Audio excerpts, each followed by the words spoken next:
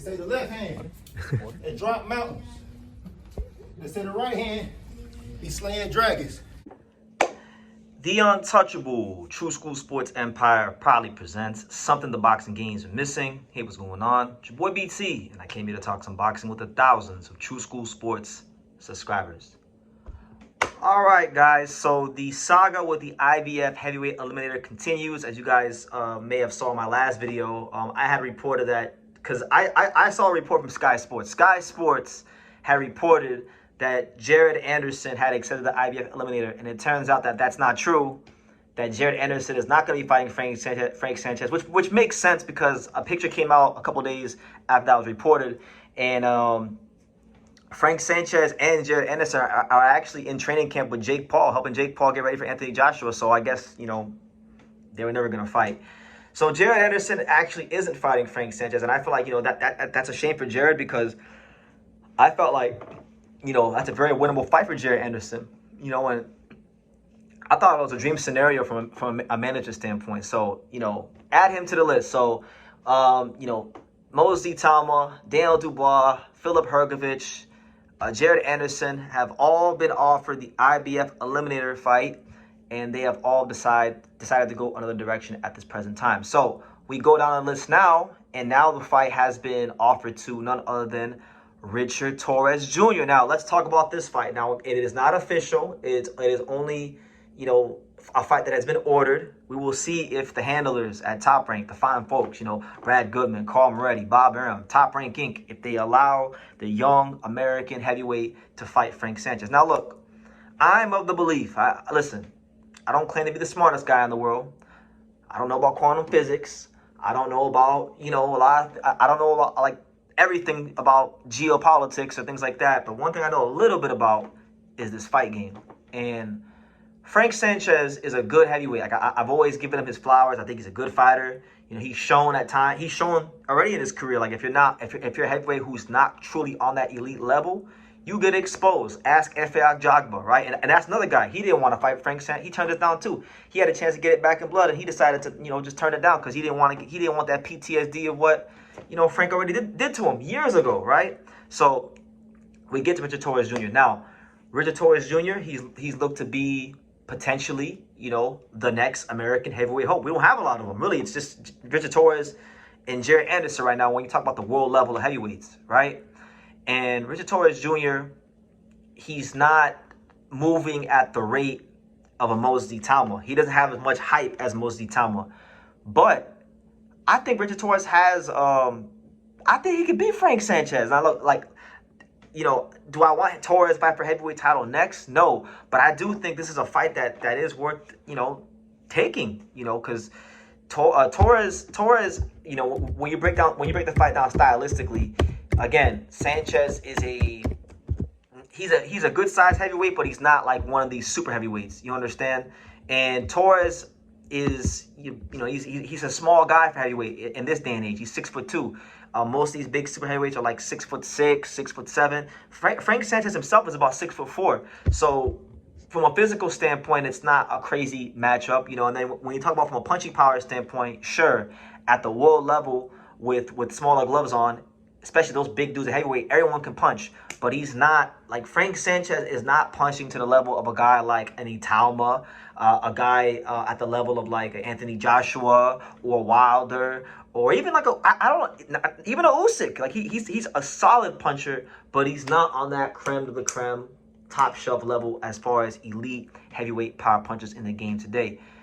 So when you look at the style, it really becomes, okay, do you think that Richard Torres can navigate the slick counter-punching style of Frank Sanchez? And do you think that Richard Torres has the skills to replicate some of the things that allowed Ajit Caballero to be successful when he stopped Frank Sanchez? You know, Caballero, he got on the inside. He was able to, you know, get to the body of Sanchez and eventually work him down, break him down and get him out of there. And when you look at if you compare the dimensions of Torres and Caballero, it's very similar. You know, Caballero's arms are a little longer, but he's a 6'3" heavyweight. He's not a big lumbering heavyweight. He's a smaller, compact heavyweight. So I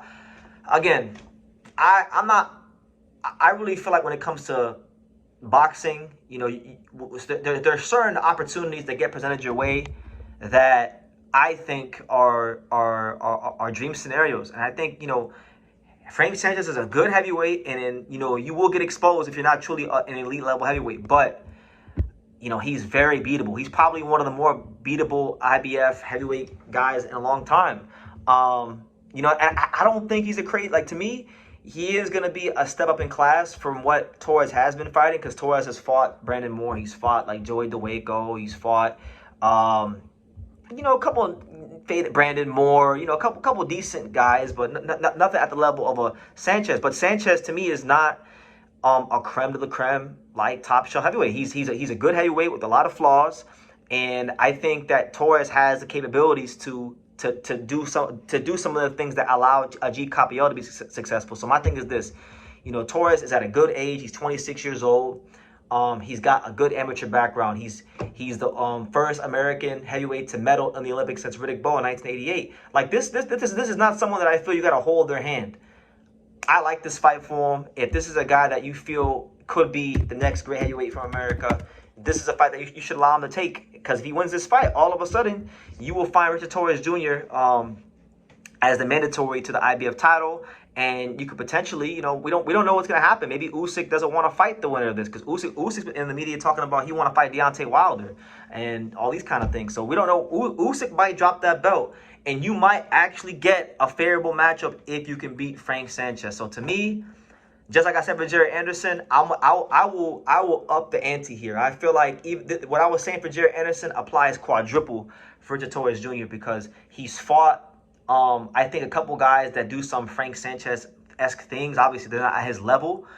But I think the Brandon Moore fight was good preparation for him, because Moore is an awkward fighter. He can move, and he's got good timing, and Torres dealt with him pretty well. To me, this is not a step too far ahead. So we'll see if he takes the fight. I personally think he should take the fight, but we know Top Rank, they know best, right? They're the best matchmakers in the business, as Devin Haney said, and as many people have said over the years. So I'm sure they'll make the right decision, but I don't see how this isn't a fight that they don't strongly consider. Like, Sanchez is good, but he's not a big lumbering heavyweight. He's not a guy who's 6'7" with crazy punching power from the outside. And we've already seen somebody, of course, somebody more experienced than Torres in the pros in Capiel, but we've already seen somebody with the similar build as Torres, similar attributes as Torres, go in there and absolutely fold Frank Sanchez. So if this is your guy, if this is the guy that you truly believe is going to go on to become that next face of American heavyweight boxing, you got to see what you got at some point. And, you know, right now we're at this point for Torres, we're like, what, 14 fights deep? I say let's see what he's got. And look, if he's not good enough, it's okay. He's still 26. You can build him back up. But if he wins, you're in a power position, and you might even get the luck of the draw, because Usyk may say, you know what, I don't want to fight Torres. I've proven everything I need to prove. Why do I got to fight him? And he may just drop the belt. And then look, you might get a chance to fight a Derek Chisora or a Daniel Dubois or something like that, because those are the next highest guys in the rankings. So then you got Torres now, who gets more experience against a guy like Frank Sanchez, potentially getting a fight against either, you know, probably a British heavyweight, probably Chisora, who's long in the tooth. Chisora probably won't fight him because Chisora only wants big money fights. Or we get Daniel Dubois versus Torres, which would be an amazing fight. Daniel Dubois has a great resume. We know he's one of the best heavyweights out there. And so, like, I really don't see how it's I don't see any losing in this situation for Torres. So that's the news, guys.